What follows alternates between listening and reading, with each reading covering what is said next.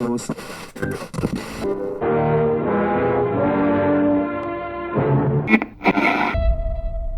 have conditioned us to trust them. What have we got from that? 25% interest rates on credit cards. They have screwed us on student loans that we can never get out from under.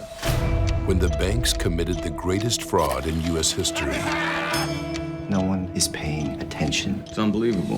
four outsiders risked it all to take them down. We're going to make the big banks hurt. All right, so first question, do you like poetry? Yeah, but I don't know much about it.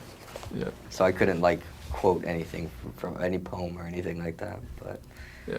probably should learn more about poetry. I love that quote. All the quotes were really good. Oh, That's yeah, separated yeah. in the film. Yeah. Adam's really good about that. You know, a lot of his films have a quote that seems very kind of perfect for the film. Especially where that one came from. It was like overheard at a Washington, D.C. bar or something like that. Yeah. That was good. one of them. Then there's a few others, right? Yeah. But in all seriousness, I feel like this is one of those films that is so important that it's going to be like one of those movies, like maybe 12 Years a Slave or The Social Network, that I'm going to share with my kids one day because I feel that it's very educational, that it's going to show my kids like this is really what the financial world is really like. And so, is there any other films like that for you? Did you feel that way with this one? Yeah, I appreciate that. That's really a tremendous compliment. But, you know, I knew, from reading the script, I always knew that it was going to be something special. And I felt like it was a financial story that no other financial story, I think, has been told in this way.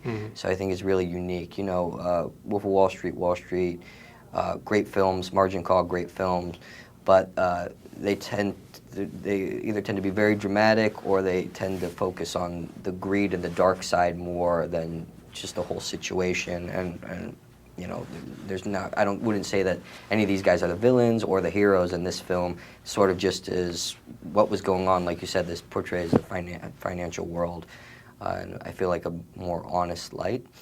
But I also feel like going into the list that you're saying, I feel like All the President's Men is like a version, very complementary to this film. In fact, you know, trying to explain something that happened that was very important to the country in an entertaining and fun way. So yeah, I you know, maybe it's presumptuous of me, but I would, you know, group those in the same sort of realm. Yeah. So before you read the script, did it take much convincing for you to do it? Because I can imagine, like, if it was your agent or whoever presented it to you, like, hey, I've got this story about the financial world. Like, to me, like, just hearing that, it sounds like it would be boring. But the way that the script and movie moves and the energy in there, it's great. It makes it so fascinating. Yeah, I got an email and I got a copy of the script, and right when I read the script right away. And sometimes it's, you know, a struggle to get through a script when you're reading it, but this one just kept me wanting to keep turning the page and keep going, keep following it. And as soon as I was done, there was no convincing. I mean, I knew I was going in there, and I knew I wanted to fight as hard as I could to be involved in any way possible. And I was very lucky to, you know, be offered this part and have the chance to play with all these wonderful actors and talented people involved. But yeah, it was me convincing them, not them convincing me. Right. Yeah. Right.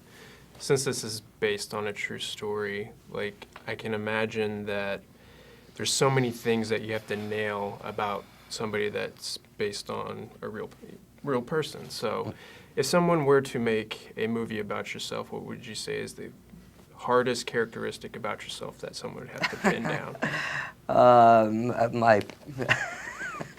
I can be a curmudgeon, so probably that would be, you know, I complain a lot. My complaining nature may be difficult for some actors. I guess that. But I think we were also lucky in this one because I didn't feel, you know, like we had to nail Charlie. Yeah. You know, I was talking to his family, and they were very happy with the portrayal of him. But it wasn't really about that. It was more trying to tell the story, making it clear, breathing that passion that he has into the telling of it. And maybe it helps because he's not really a public figure, and most people don't know the real Charlie. I was put in contact with him by our financial advisor, this guy Adam Davidson, who worked for NPR and New York Times. Yeah, he knows Charlie. He put me in contact. We Skyped a bunch, called each other a few times. He came down to New Orleans. Really helped me out. Yeah.